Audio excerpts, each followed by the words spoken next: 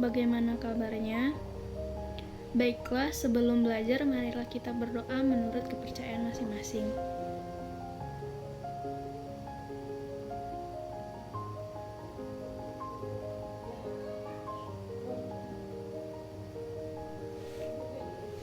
Jadi anak-anak ibu, sekarang kita belajar tentang tema 3, peduli terhadap makhluk hidup.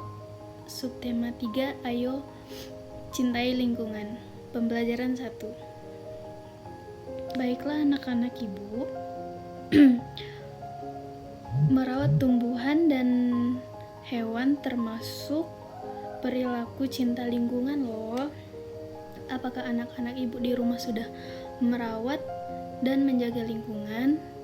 Contoh merawat lingkungan seperti kita tidak membuang sampah sembarangan dan rajin membersihkannya, membuang sampah kepada tempatnya. Jadi, peduli terhadap kelestarian sumber daya alam dan lingkungan, peduli terhadap kelestarian sumber daya alam lingkungan sekitar dapat dilakukan dengan cara peduli terhadap hewan dan tumbuhan. Hewan dan tumbuhan memberi banyak manfaat kepada manusia, yang seharusnya kita menjaga dan merawatnya dan melestarikannya.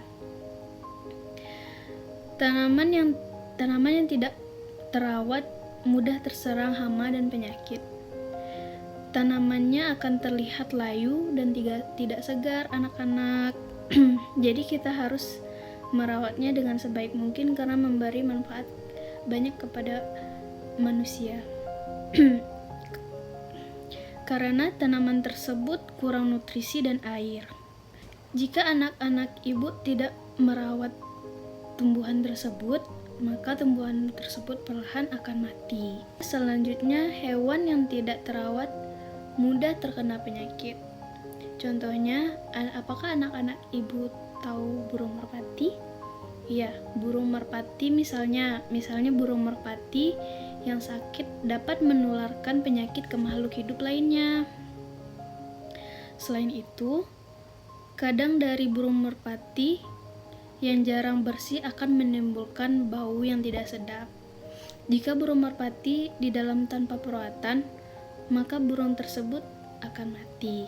Selanjutnya, ibu akan menanyakan ciri-ciri tumbuhan yang terawat dan tidak terawat. Apakah anak-anak ibu sudah tahu? Baiklah, ibu akan menjelaskan tentang tumbuhan yang terawat. Jika tumbuhan yang terawat memiliki daun berwarna hijau dan segar serta tidak layu, batang kokoh dan tidak rapuh, tidak mudah terserang hama dan penyakit. Berikutnya, tumbuhan yang tidak terawat. Daunnya berwarna kekuningan atau kecoklatan hingga layu. Batang mudah rapuh dan kering, mudah diserang hama dan penyakit sehingga permukaan dan berlubangnya. Ibu akan memperlihatkan ciri-ciri hewan yang terawat dan yang tidak terawat. Hewan yang terawat, tubuh yang tegak dan bergerak lincah, bulu atau rambut terlihat bersih dan mengkilat jika dipegang dan diusap, tidak mudah rontok, mata terlihat jernih, terang dan tidak keruh. Berikutnya hewan yang tidak terawat, ciri-cirinya sebagai berikut: tubuh cenderung lemas, lunglai dan tidak bertenaga. Bulu atau rambut terlihat kotor, kusam dan rontok. Mata berair atau bernanas sehingga terlihat keruh, bahkan tidak bisa melihat. Wah, kasihan sekali ya anak-anak ibu jika hewan yang tidak terawat itu tidak kita rawat dengan baik. Jadi anak-anak ibu apakah sudah paham? Selanjutnya kita kembali lagi dengan tumbuhan. Pentingnya penghijauan sebagai sumber daya alam. Pelestarian sumber daya alam dapat dilakukan dengan melakukan penghijauan di sekitar kita. Penghijauan bertujuan untuk menjaga lingkungan dari kerusakan. Jadi, anak-anak ibu, contoh dari penghijauan adalah membenahi tanah bekas galian pertambangan, atau memupuk tanah untuk mengembalikan kesuburan tanah. Anak-anak ibu bisa mempraktekkan di rumah agar menjaga kelestarian lingkungan kita. Setelah anak-anak ibu mencoba melakukan penghijauan dapat dilakukan dengan memanfaatkan lahan kosong di sekitar kita untuk ditanami dengan tanaman obat. Tanaman obat keluarga adalah tanaman hasil budidaya rumah yang berkhasiat sebagai obat.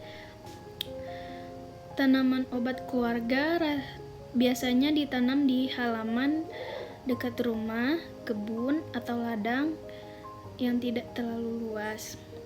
Manfaat tanaman obat keluarga adalah memenuhi keperluan keluarga akan obat-obatan sederhana dengan mudah dan praktis. Jadi banyak sekali manfaatnya. Contoh manfaat tanaman obat seperti temulawak, daun sirih, daun seledri, jeruk nipis, dan kunyit. Jadi anak-anak ibu, kita harus menjaga dan mencintai lingkungan dan hewan di sekitar kita.